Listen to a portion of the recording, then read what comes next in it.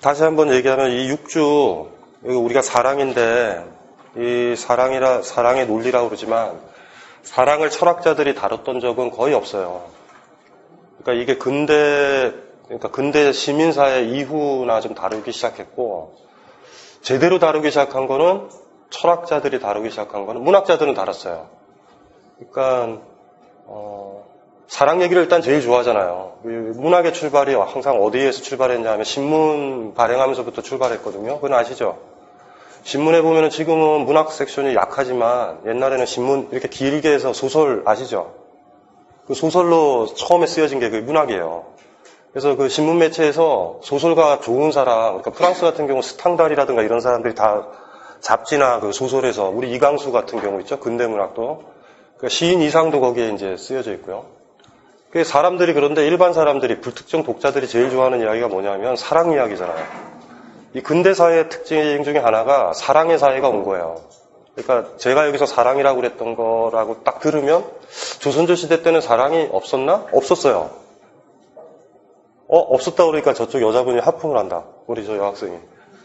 그러니까 정확하게 결혼이라는 제도 자체는 사회적 제도였지, 그쵸? 사랑으로 이루어지지 않았죠. 그러니까 부모가 정혼을 하게 되면 그냥 가는 거예요. 그리고 이제 어떻게 되냐면 어느 여자가 어느 남자 집에 간다라는 건 그 여자가 적혀 있는 친정집의 모든 가족 질서의 대표, 일종의 대사 알죠? 영국 대사, 무슨 프랑스 대사처럼 대사 역할을 하는 거예요. 그 여자를 함부로 못했어요. 때리지도 못했다고요. 때리면 그냥 난리 나는 거죠. 그러니까 왕실의 결혼도 이해되시죠? 왕실의 결혼 보면 뭐 영국 같은 데만 하더라도 그렇잖아요. 한 프랑스의 어떤 여자인데 그 여자가 만약에 프랑스에서 온 왕비라면 프랑스를 대표하는 거예요. 그래서 사실은 그 여자를 죽여버린다라는 건 프랑스와의 외교 관계를 끊어버리는 거예요. 그러니까 항상 보면 이렇게 옛날에도 뭐 우리 뭐 안동김 씨의 뭐 누가 이렇게 시집 오고 이랬을 때 그 여자가 그 결혼한 남편과 사랑해서 그런 거 없어요. 사랑은 있긴 있었다. 저 시골에 꽃돌이와 꽃순이 있죠. 그래서 족보 없는, 그래가지고 뭐 예를 들면 들판길 가다가 사랑에 빠져가지고 이런 거 있죠. 그런 거는 가능했지만 정상적인 구조에서 사랑은 없었어요. 그러니까 아이를 낳는다라는 거, 아이를 낳는 것이 일단은 기본적으로 목적이었고 뭐 이랬으니까 우리 그때도 얘기했지만은 우리 가족을 뜻하는 표현 중에 식구라는 표현 있죠.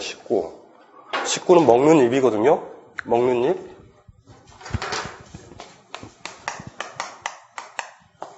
슬픈 한자예요, 이거. 식구가 늘었다, 줄었다. 느낌이 오세요? 느낌이 와요? 13살, 자식이 13살, 14살 되면 가격 대비 만족도가 떨어지는 건 여자예요. 먹는 양에 비해서 일을 못해. 그냥 빨리 보낸다고요, 시집을. 그러면 그 남자 쪽은 식구가 는 거죠. 물론 그 남자 쪽도 의도하는 건 있죠. 저 여자를 통해서 남자를 많이 낳으면 되는 거예요.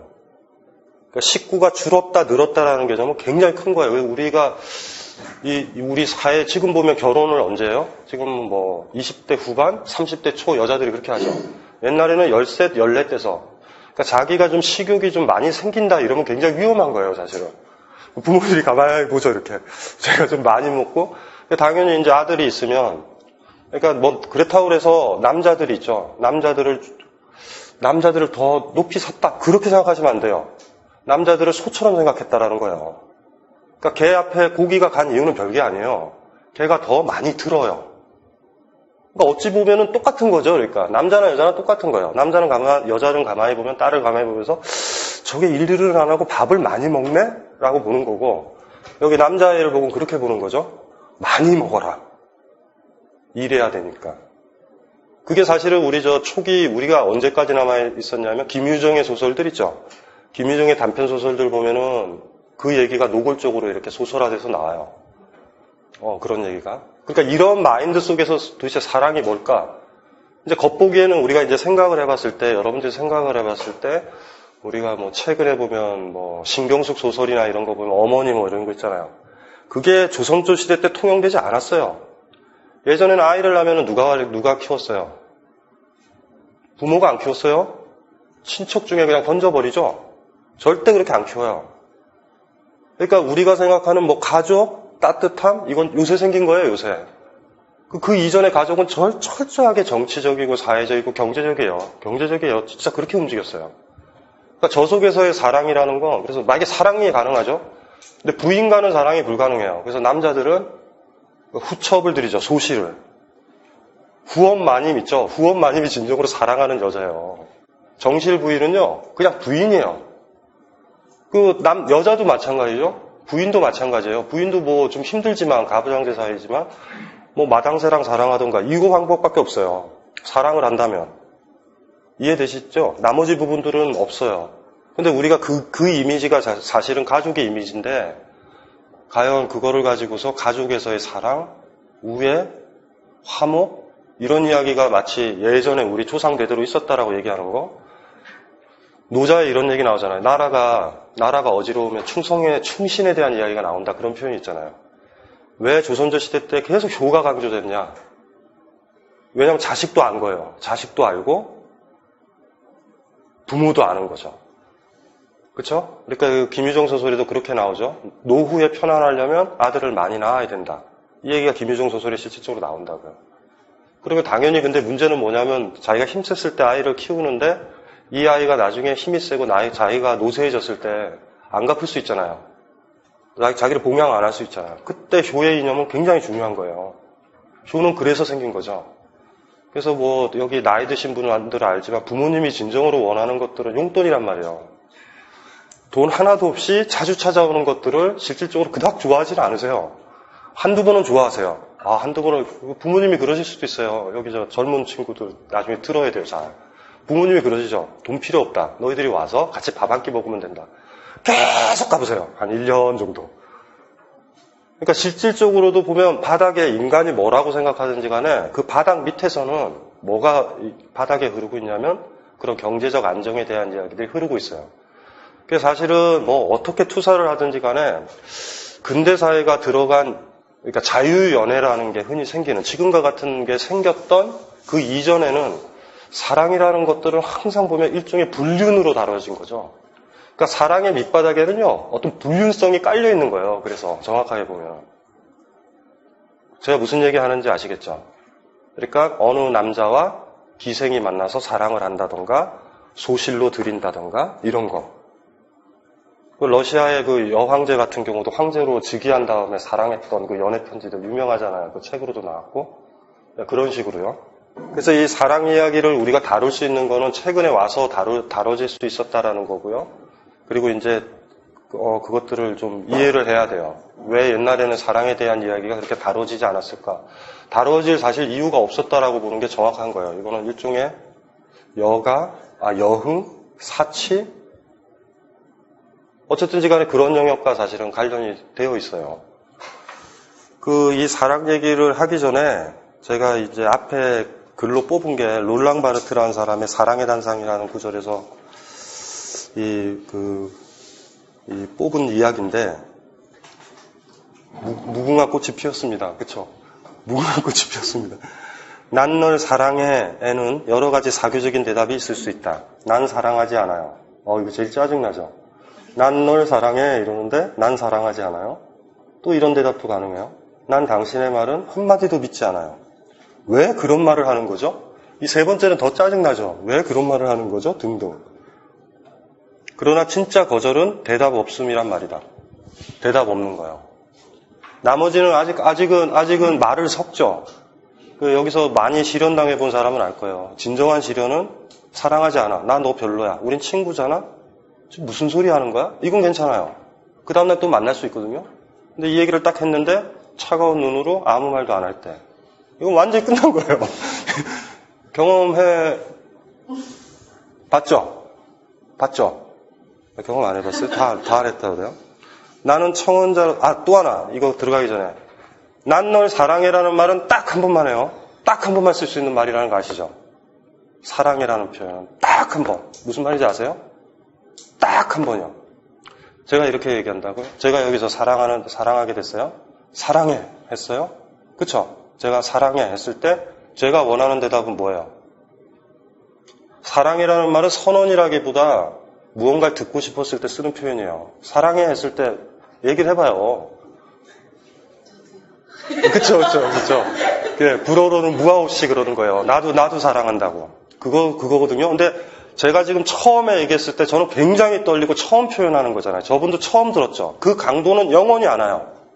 거부를 당했든 승낙을 받았든. 두 번째 사랑에는요, 이제부터는 강도가 계속 떨어져서 밥 먹었니? 이런 표현과 거의 근접해져요. 안녕? 이런 거예요. 지금, 그쵸? 오늘 저 안 좋은 일 있어요? 뒤에요. 괜찮아요? 오늘 화난 일 있어요? 밥 먹었어요? 밥도 먹었는데 왜 그러지? 그쵸? 사랑해라는 표현 자체가, 롤랑 바르트도 그걸 지적하거든요. 사랑해라는 표현은 딱 한 번밖에 못 써요. 그 강도에서는. 그 말이 무슨 말인지 이해되시죠? 그래서 오래된 커플들 보면 이렇게 왔다 갔다 하다 보면 그냥 지나갈 때 그러죠? 떠날 때. 사랑해? 나도? 그냥 그러고 가요. 그러니까 사실은 그거는 잘 가? 안녕? 이거와 동의어예요, 사실. 전화에서도 끊을 때 습관적으로 하죠. 사랑해? 나도? 하고 끊죠. 그러니까 사실 롤랑 바르트가 정확하게 얘기한 거예요. 사랑이란 표현은 딱 한 번밖에 못 써요. 딱 한 번. 나머지는 동의어들로 다 바꿀 수 있어요. 이해되시죠? 이제 그렇게 되는 거. 롤랑 바르트가 문학도 했기 때문에 굉장히 민감해서 나중에 사랑과 관련돼가지고 무슨 책을 본다. 그러면 사랑의 단상이 서점에 번역이 돼 있거든요. 번역이 그렇게 나쁘지 않아요. 굉장히 좋아요. 근데 읽기는 조금 힘드실 텐데 읽기가 힘들면 그거는 내가 허접하구나 이렇게 생각하면 돼요. 나는 그냥 함부로 사랑해를 던지고 있구나. 이해되시죠? 근데 읽어보면 제대로 읽으면 롤랑 바르트의 말 하나하나가 무슨 말인지 알 거예요. 그러니까 우리가 사랑을 하게 됐을 때 거쳐야 되는 우리 마음의 변화라든가 그런 변화들을 아주 예리하게 그거 하고 있으니까요. 그 다음에 볼게요. 나는 청혼자로서뿐만 아니라 바라저로서도 적어도 그 의례적인 표현을 마음대로 조정할 수 있는 부인되기 때문에 더 확실히 취소된다고 할 수 있을 것이다. 그때 부인된 것은 내 부탁이 아닌 내 실존의 마지막 수단인 내 언어이다. 내 부탁만 거절한 것이라면 나는 기다렸다 그것을 다시 시작하거나 재개할 수 있었을 텐데. 하지만 이제 질문할 권리마저도 빼앗겨버린 나는 영원히 죽은 것이나 다름없다. 침묵하는 내가 사랑하는 어떤 사람이 침묵한다. 사랑해라고 했었을 때. 경험해 보신 분? 얘기하기 싫죠? 경험해 봤어요? 경험해 본 사람? 우리 선생님 경험해 봤죠? 네. 침묵이요, 침묵. 그러니까 이렇게 커피숍에 앉아서 선물 같은 거 다 줬는데 딱딱딱 이렇게 놨는데 사랑해 이랬거든요. 근데 눈을 그냥 흔들림도 없어요. 뭐 앞에 없는 것처럼 쳐다보고 그냥 이러고 있어요. 이런 거. 우리 오셨다. 이 바르트한테서 읽었던 이 구절은 좀 이해가 되시죠? 예. 우리가 잘 모르지만 아주 강한 거죠. 그러니까 이 바르트를 많이 읽으면 어떤 한 사람이 프로포즈를 할 때 완전히 자초시킬 수도 있어요. 바르트 책을 읽으면. 쓸데없는 얘기 하지 마세요. 나 사랑하지 않아요. 이런 표현. 저도 이게 일부 좀 상태 안 좋은 독자들한테 거의 스토킹 같은 메일이 오거든요.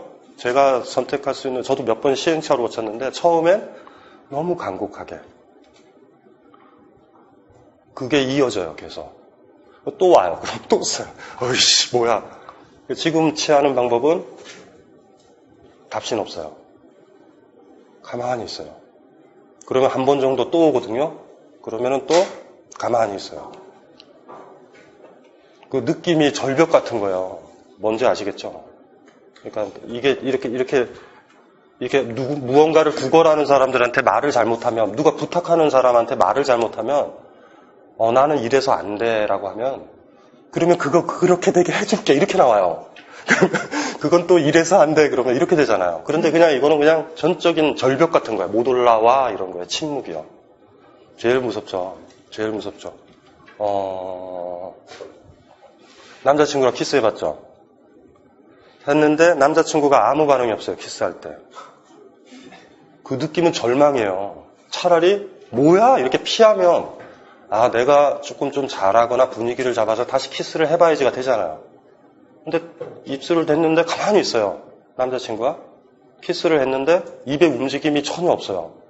갑자기 막 그런 생각이 들죠. 절벽에 매달린 매미 같은 느낌이 들어요. 나 혼자 뭐 하지? 뭐 이런 느낌 들잖아요. 거기서 한번 추락하면 다시는 키스라는 얘기도 못하고 그 사람 만나기도 힘들어요. 그게 어떤 느낌인지 알죠? 똑같은 거예요. 난 널 사랑해 라는 표현을 들었을 때, 아니면 말했을 때 그 상대방이 말을 하면 돼요. 여기 나와 있는 말, 난 사랑하지 않아요? 이거 희망이 있어요. 난 당신 말을 한마디도 믿지 않아요. 믿게 해주면 되잖아요. 왜 그런 말을 하는 거죠? 이건 조금 이따 얘기해야 되겠다. 이렇게 되잖아요. 난 사랑하지 않아요도 극단적인 얘기는 아니에요. 왜 그런지 아세요? 이 얘기를 했는데 이 말이 나오면 그 친구는 최소한 사랑에 대해서 고민하고 있다는 얘기거든요. 우리 저 영화감독 지망하는 친구는 제가 무슨 얘기 하는지 알죠? 이 정도 알아야지 나중에 무슨 멜로 영화라도 찍는 거예요. 난 사랑하지 않아요라는 표현에서 중요한 포인트는 사랑이란 단어가 그 사람 입에서 튀어나왔다라는 거예요. 그거는 사랑에 대해서 내심 생각하고 있었다라는 증거란 말이에요. 희망은 있는 거죠. 난 사랑하지 않아요라고 표현을 했다면, 그리고 표현한다는 것 자체가 관계를 지속하고 있다라는 거예요. 그런데 내가 무슨 말을 했는데 양쪽이 다 침묵 속에 있을 때, 그럴 때 이제 우리가 제일 이제 힘든 거죠. 절벽 같은 거죠, 절벽. 절벽을 느껴보신 분, 그러니까 바보는 그렇죠. 내가 그렇죠. 여자친구 있죠? 있죠? 없어요? 있다고 치고. 여자친구한테 키스를 했는데 여자친구가 가만히 있죠. 키스를 하디 말디 가만히 있을 때 바보 같은 남자들은요, 이 경사 났네 이렇게 생각할 수도 있어요. 바보 같은 남자는요. 그런데 자기는 안다? 그 다음날 또 키스를 했는데 또 그러고 있었을 때 인간이면 누구나 알아요. 이건 뭐지? 자기가 지금 뭐 하고 있는지를 알아요. 거의 그 맨 벽에 있죠. 바위 벽에다가 지 혼자 지금 키스하고 있는 거예요.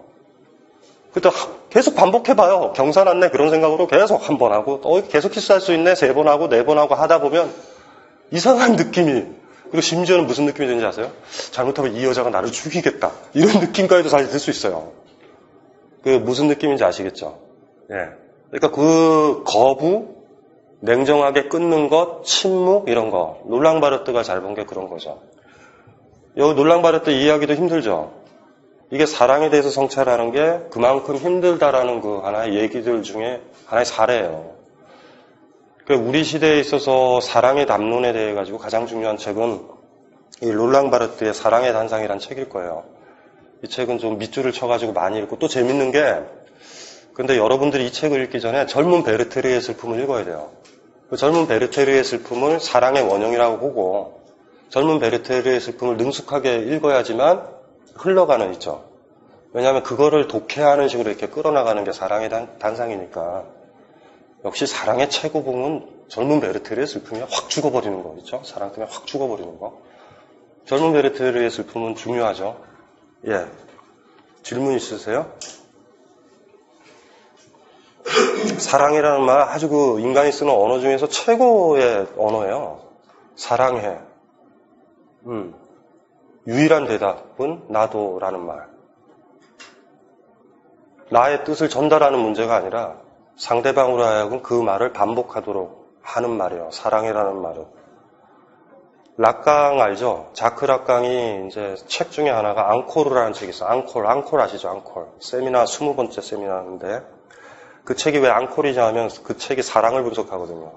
사랑은 매번 앙콜을 해야 돼요. 사랑해, 나도, 사랑해, 나도. 한 번 했잖아. 그만하자. 이런 게 아니라 너는 나를 어떻게 생각하니? 사랑해, 사랑해, 사랑해를 듣는 거야. 여자친구가 전화를 안 끊어요. 안 끊는 이유는 딱 하나예요. 결정적인 멘트 하나를 앙코를 하려고. 그렇죠? 사랑이라는 말, 그렇죠? 그 단어. 그리고 우리는 이렇게 생각하죠. 사랑하는 거 알잖아. 내 속 몰라? 아니에요. 그래서 사실은 락강의 그 책이 앙콜이라는 게 의미심장하죠. 사랑은 앙콜로 돼야 된단 말이에요. 사랑이라는 표현은 사랑해, 사랑해, 사랑해. 근데 이제 중요한 건 아까도 얘기했지만 제일 첫 번 썼을 때 강도로는 다시는 복원을 못해요. 떨리는 마음에서 처음으로 표현했었던 사랑의 강도에는 이르지 못하고 나머지는 진짜 앙콜이에요. 강도는 계속 떨어지죠. 슬프죠, 사실은. 어떤 남자가 10년에 한 번씩 사랑해라는 말을 하는 남자가 더 멋있을 수도 있어요, 사실은요. 무슨 소리인지 알죠? 여자친구가 안 끊어도 나한테 할 말 없어? 그러면 날씨가 덥네? 잘 자? 하고 그냥 끊어버리는 거야. 이걸 10년 동안 하다가 10년 만에 처음으로 얘기하는 거죠. 사랑해. 이러면 괜찮죠? 뭐 그럴 수도 있어요, 그게. 사랑해라는 말은 딱 한 번밖에 못 쓰는 거예요. 어떤 사람에 대해서 쓰면 쓸수록 하찮아져요. 밥 먹었니? 잘 자라? 뭐 기타 등등 있죠. 전화 그만 끊자도 쓰죠. 전화 그만 끊자의 용도에서 사랑이란 말을 쓸 수 있어요. 한참 하다가 사랑해, 잘 자 하고 끊어버리면 돼요. 그리고 이제 상대방은 이제 느낌이 오죠. 이건 뭐지? 사랑한다라는 건가? 사랑하지 않는다라는 건가? 헷갈리지만. 일단은 사랑해라는 표현 하나만 하더라도 이게 이제 굉장히 이제 복잡한 층위에 있고요. 우리가 좀 생각을 해봐야 되죠. 많이.